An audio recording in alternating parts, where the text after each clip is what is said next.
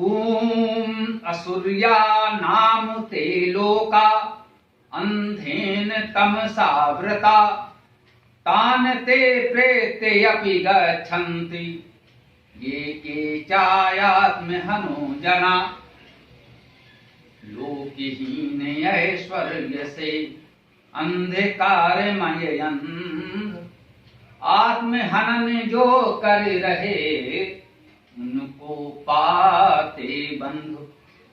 मंत्र में हमको बताया जा रहा है कि वे लोग, वे दृष्टि, वे संसार ते माने वे लोका, लोक, असुरिया नाम, कुछ ऐसे लोग हैं जिनकी चर्चा इस मंत्र में करने का प्रयास कर रहे हैं। उनका नाम, उनका परिचय असुरिया शब्द से दिया जाएगा। वे असुरिया लोग हैं। असुरिया का क्या अर्थ हुआ? सु ऐश्वर्य धातु है, सु प्रसवे धातु है, तो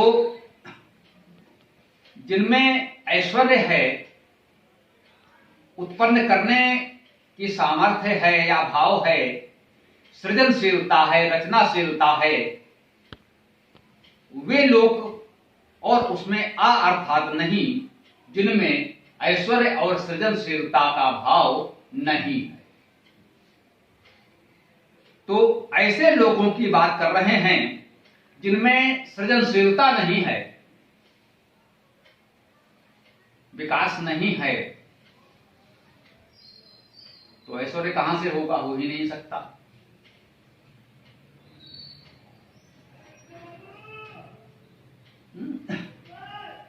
और वो कैसे हैं? अंधेन तमसा आवृता। वे, अंधेन का अर्थ है अंध द्वारा, अंध के साथ, तमसा तमस द्वारा, तमस के साथ, आवृता, आवृत हैं, आच्छादित हैं, ढके हुए हैं। वे ऐसे लोग हैं जिन्हें हम असुरिया नाम से जानते हैं। वे अंध से और तमस से आवृत हैं। ये इसका शाब्दिक अर्थ हमने समझा। अब इस भाव को समझने का प्रयास करें। अभी हमने कहा कि असुरिया नाम अर्थात जो सृजनशीलता और ऐश्वर्य से हीन है, जिनमें सृजनशीलता और ऐश्वर्य नहीं है। अब असुरिया शब्द में अस क्षेपणे धातु भी है, अस प्रकाशने धातु भी है, दीप्तो धातु भी है, तो अर्थ तो बदल जाएगा। सुर धातु भी है, सुर ध्वन्यर्थक भी है, और ऐश्वर्य के अर्थ में भी है। तो असुरिया शब्द के विभिन्न धातुओं के अनुसार विभिन्न प्रकार से हम संधि विग्रह करके अलग अलग अर्थ कर सकते हैं। तो इनमें से कौन सा अर्थ ग्रहण किया जाए, स्पष्ट कर दिया आगे। यहां असुरिया उन लोगों को कहा जा रहा है जो अंधेन, अंधकार से और तमस से आवृत हैं। अर्थात इसमें हम अर्थ वही लेंगे जो सृजनशीलता और ऐश्वर्य से हीन हैं। यहां पर यही अर्थ लिया जा सकता है। एक शब्द के अनेक अर्थ हो सकते हैं, धातुओं के अनुसार अलग अलग तरह से उपसर्ग और विच्छेद करके, परंतु ग्रहण कौन सा किया जाएगा उसके लिए कहा गया है कि प्रकरण के अनुसार पूरे मंत्र के बाकी शब्दों को देखें तो उसमें से ग्रहण करने योग्य जो उचित अर्थ है वो हमें पता चल जाएगा। यदि सभी अर्थों के अनुसार सही अर्थ किया जा सकता है तो सभी अर्थ स्वीकार हैं। इसी को श्लेष अलंकार कहते हैं, इसमें कोई आपत्ति नहीं है। परंतु यहां स्पष्ट कर दिया कि यहां वो लोग जो अंधकार से, तमस से आवृत हैं। तमस का भी अर्थ सामान्यतः अंधकार से लिया जाता है। तो फिर अंधेन और तमसा पुनरुक्ति क्यों की गई? तम कांक्षायाम धातु है। तम धातु का अर्थ हुआ चाहना, इच्छा करना, कामना करना।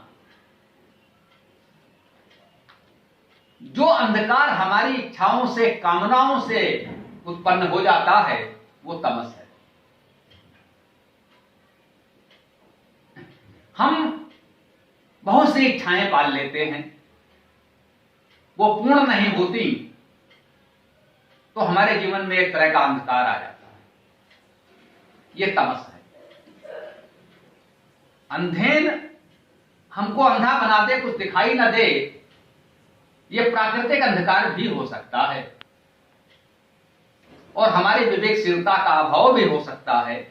तमस शब्द ने स्पष्ट कर दिया कि हम जो असीमित इच्छाएं पाल लेते हैं उससे हमारे जीवन में जो अंधकार आता है, ये उसकी चर्चा भी कर रहा है। उस तमस से, अनंत इच्छाओं से आच्छादित है, उससे ढका हुआ है वो लोक, वो संसार। वो संसार कहां पर है? उसकी कोई भौगोलिक स्थिति है बताया जा सके कि उस स्थान पर पाया जाता है? नहीं। वो कोई विशेष स्थान नहीं है कि जहां पर जाने पर ऐसा ही मिलेगा। ये हमारे मन की अवस्था है। क्योंकि हमने कहा है कि वेद में शाश्वत सत्य का वर्णन है। किसी स्थान, व्यक्ति, ऐसी घटना का नहीं जो एक बार हुई तो हो गई। यहां हम जिस बात की चर्चा करते हैं वो सदा सर्वत्र होती ही रहती है, शाश्वत सत्य है, निरंतर होती रहती है। तो ये लोग कहां पर होंगे? आइए आगे इसको संभवतः कुछ और स्पष्ट करेंगे। तो हम किसकी चर्चा कर रहे हैं? असुरिया नाम लोग का, जो ऐश्वर्य और सृजनशीलता से रहित हैं, ऐसे लोग हैं। और वो लोग कैसे हैं? अंधकार से और तमस से आवृत हैं। तो इनकी चर्चा हम क्यों कर रहे हैं? तान ते प्रेत अपि गच्छन्ति। तान माने उनको, ते माने वे, प्रेत माने भाग्य कर, प्रा माने प्रकष्ट, अधिक, और ई गतव धातु है, इत माने जाकर। प्रकृष्टता से जाकर बहुत भाग दौड़ करके भी, अपि माने भी। तो तान ते प्रेत अपि गच्छन्ति, उनको वे भाग कर भी गच्छन्ति माने जाते हैं। लोग बहुत भागना चाहते हैं उससे। कोई भी अंधकार में नहीं रहना चाहता, कोई तमस में नहीं जीना चाहता। सब लोग इससे बचना चाहते हैं, भागना चाहते हैं। अपनी क्षमता पर हम प्रयास करते हैं कि हम इससे बच जाएं, इससे भाग सकें। हम खूब भागते हैं इनसे, लेकिन क्या भाग पाते हैं? हमारी समस्या यही है कि बहुत भाग दौड़ का प्रयास करने के बाद भी अंततः हम इससे बच नहीं पाते, इससे मुक्त नहीं हो पाते। तो ऐसा क्यों होता है? अंतिम चरण में इसी बात को स्पष्ट करेगा और इसी बात को हमें आज गंभीरता से समझना है। यही महत्वपूर्ण संदेश इस मंत्र का है जिसे हमें जानना है। वो क्या है? तो कौन लोग ऐसे हैं जो इतना भाग दौड़ करके भी उनको ही जाते हैं, उनको ही प्राप्त होते हैं, उनसे नहीं बच पाते? वो कौन लोग हैं? बोले ये के क्या आत्म हनो जाना। ये माने जो, के माने कौन, क्या माने और, आत्म हनो आत्म का हनन करने वाले, जना माने लोग। जो कोई भी लोग ऐसे हैं जो आत्म हनन करने वाले हैं, वे बहुत भाग दौड़ करके भी अंततः उन्हीं असुरिया नाम अंधकार में, तमसावृत लोक में पहुंच जाते हैं। उनको उससे छुटकारा नहीं है। उनको उससे मुक्ति नहीं है, उनसे वो बच नहीं सकते। ये सत्य है। अब ये आत्महनो जना कौन है, यही इस मंत्र का मुख्य विषय है जो हमें समझना है।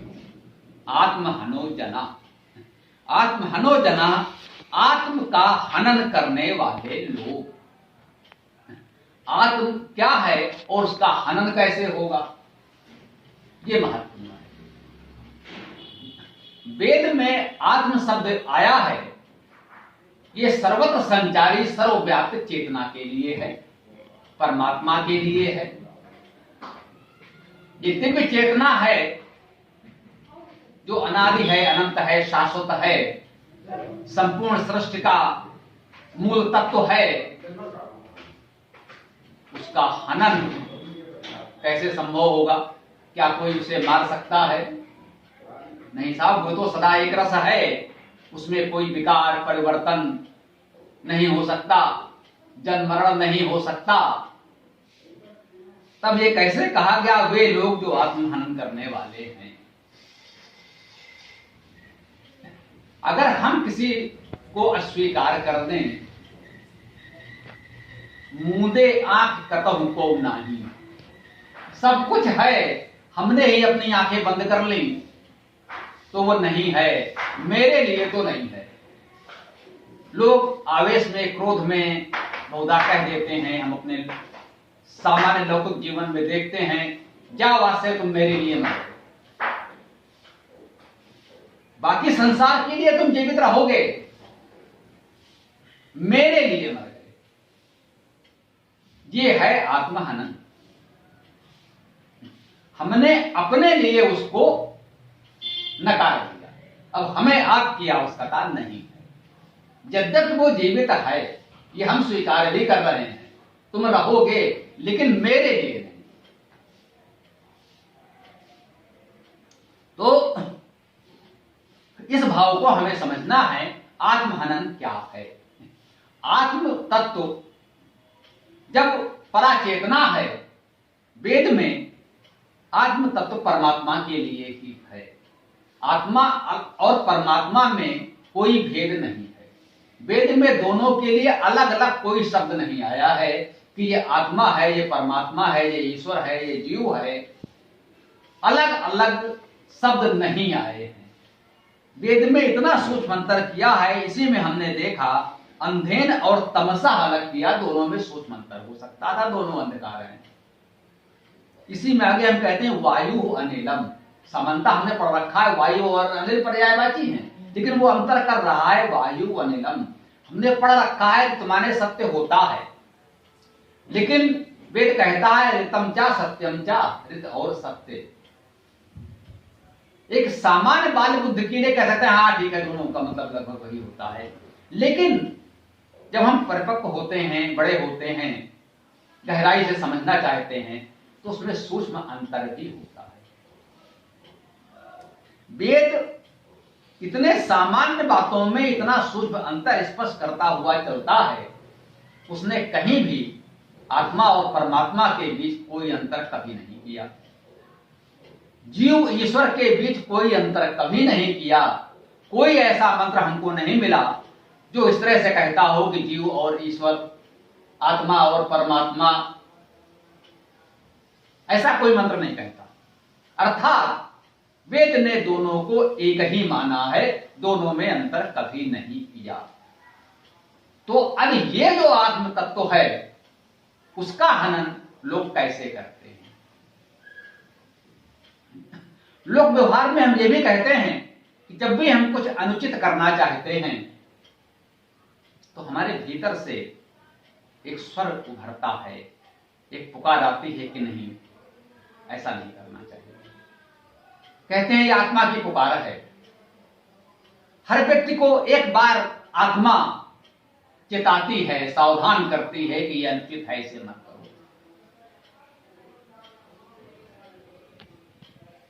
तो ये जो आत्मा की पुकार है, आत्म तत्व सर्वव्यापी है, सर्वव्यापक है, सर्वत्र संचारी है। उसका स्वर, उसकी पुकार हम तक आती है, हमें उपलब्ध होती है और हम उसे नहीं सुनते, उसे अनसुना कर देते हैं, समझकर भी नहीं समझना चाहते, जानकर भी नहीं जानना चाहते। जब हम ऐसा करते हैं तब हम आत्महनोजना की श्रेणी में आ जाते हैं। आत्महनोजना हम वही हैं जब हमने उसको जानते हुए भी नहीं जाना, समझते हुए भी नहीं समझा, उस सत्य को नकार दिया। हम समझ रहे हैं कि ये उचित नहीं है, फिर भी हम उधर से विमुख हो जाते हैं और करते हैं ठीक है अब होगा। इसको महाभारत में कहा गया है, एक प्रमुख पात्र है दुर्योधन, वो कहता है जानामि सत्य धर्मम न चा में प्रवृत्ति। दुर्योधन कहता है कि जानामि धर्मम न चा में प्रवृत्ति, मैं धर्म को जानता हूं लेकिन उसमें मेरी प्रवृत्ति नहीं होती। जानामि अधर्मम न चा में निवृत्ति, मैं अधर्म को भी जानता हूं लेकिन उससे मेरी निवृत्ति नहीं होती, मैं उससे बच नहीं सकता। तो ये है आत्महनोजना। हम जानते हैं धर्म ये है लेकिन हम उसे करते नहीं, हम जानते हैं कि अधर्म ये है लेकिन हम उससे बचते नहीं। ये है आत्महनोजना।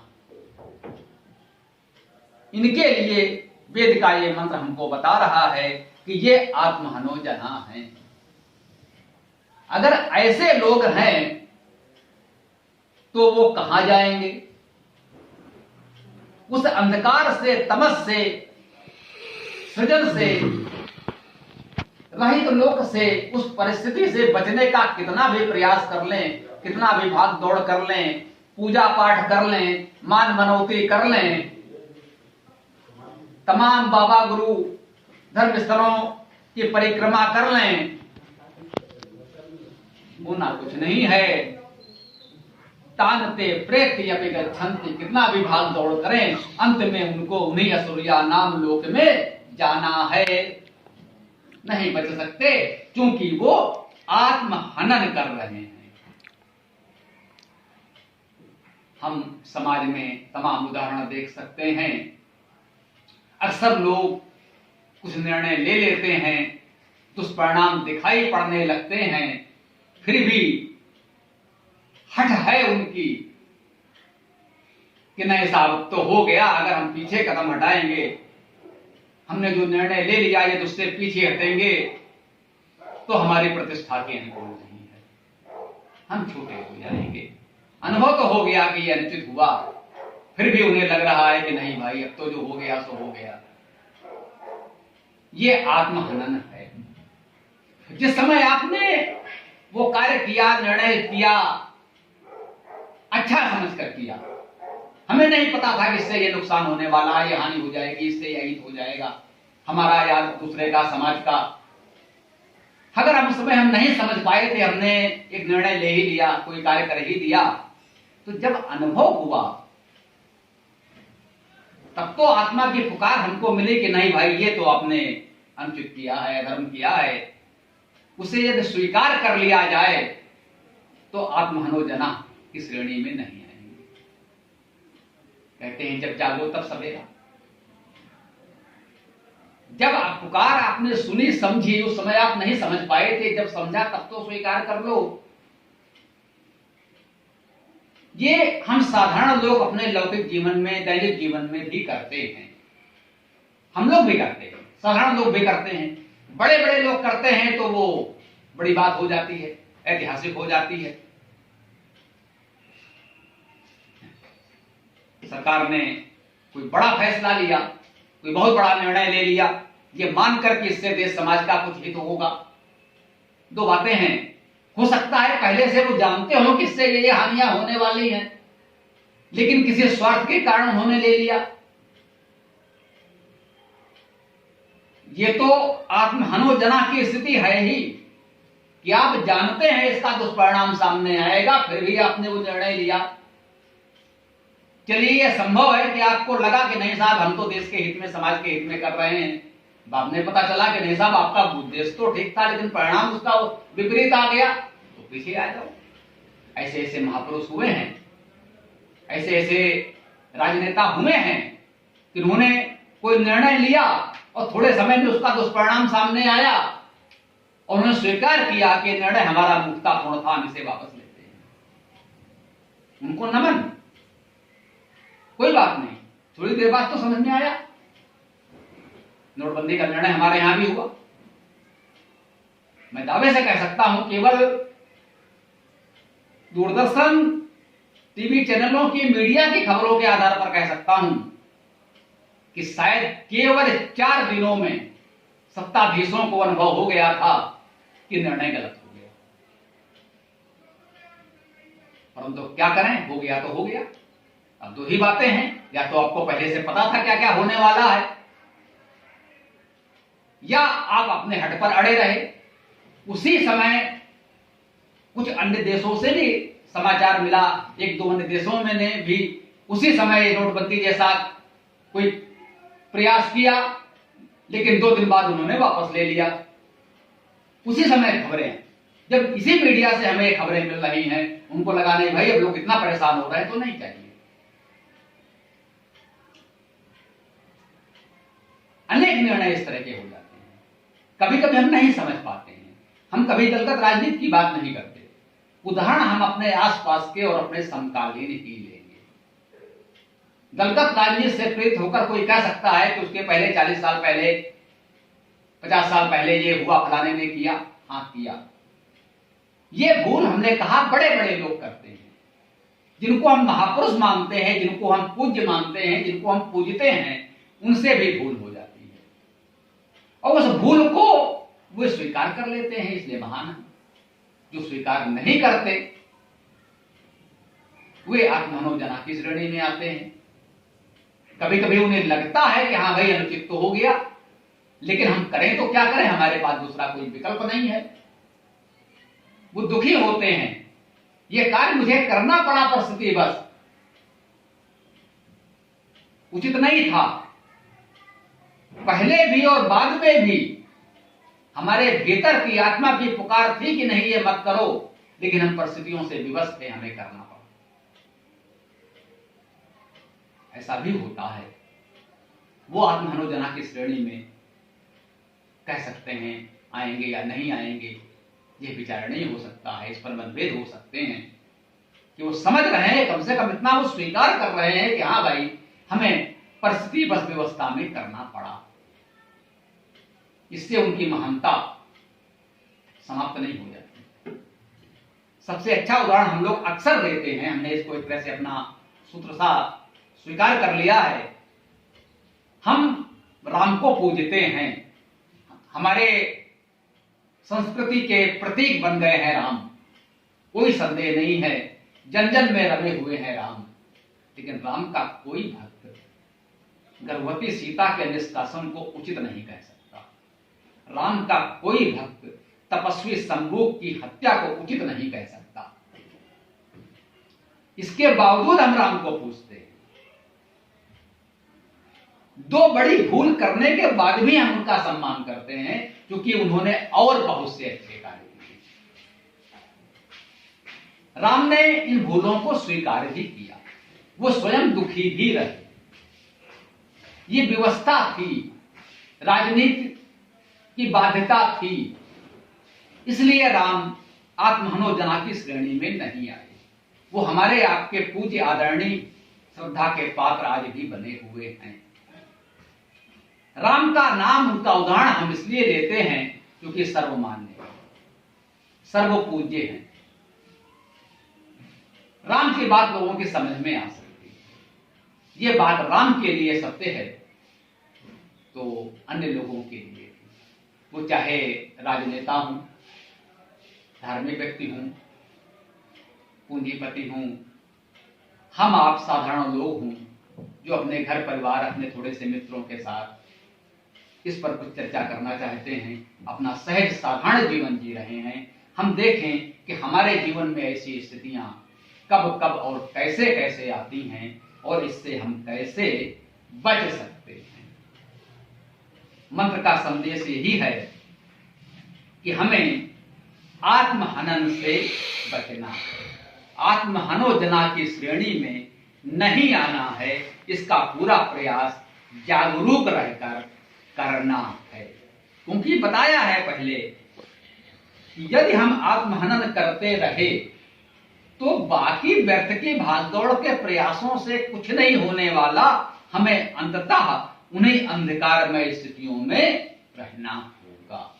तो इस मंत्र की प्रेरणा, इसका संदेश इतना ही है कि हम कुछ भी करना चाहते हैं या जाने अनजाने कभी अनायास कुछ हो ही गया है तो कभी शांति से बैठें, तनाव मुक्त होकर अपने आप को उससे थोड़ा सा अलग करके दूसरे की दृष्टि से देखने का प्रयास करें, अपने भीतर देखें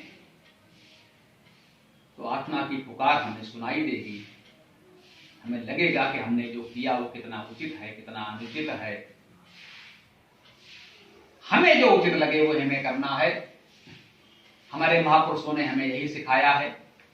गौतम बुद्ध ने कहा, कोई बात इसलिए मत मानो कि मैं कहता हूं, यदि तुम्हें उचित लगता है तो स्वीकार करो। निश्चित रूप से हमें वो करना है जो अपने भीतर की पुकार हो। महात्मा गांधी ने कहा, जिस बात को तुम अनुचित समझते हो, जो कार्य तुम्हारी दृष्टि में उचित नहीं है, उसे स्वीकार मत करो। जो भी परिस्थिति हो होने दो, उससे हानि होती है होने दो, उससे कोई शक्तिशाली आतताई सत्ता दंड दे तो देने दो। मुझे लगता है कि यह उचित नहीं है तो हम इसे स्वीकार नहीं करेंगे। आपने नियम बनाया है, ठीक है, आपको अधिकार है, बनाइए। मुझे लगता है यह नियम उचित नहीं है, इसलिए हम नहीं स्वीकार करते। उस नियम के उल्लंघन के लिए जो दंड आपको देना हो दीजिए, वो हम स्वीकार करेंगे। हम वो नियम स्वीकार नहीं करेंगे जो अनुचित है। उचित है या अनुचित है कैसे तय हो? बोले वो मेरी दृष्टि में अनुचित है, मुझे अनुचित लगता है। जिसको उचित लगता है वो उसका पालन करे, उसका अपना अधिकार है। मुझे अनुचित लगता है इसलिए मैं नहीं मानता। उसका जो भी परिणाम होगा उसे हम स्वीकार करेंगे, जो हानि होगी उसे हम स्वीकार करेंगे, हम सहन करेंगे, होगा तो होगा।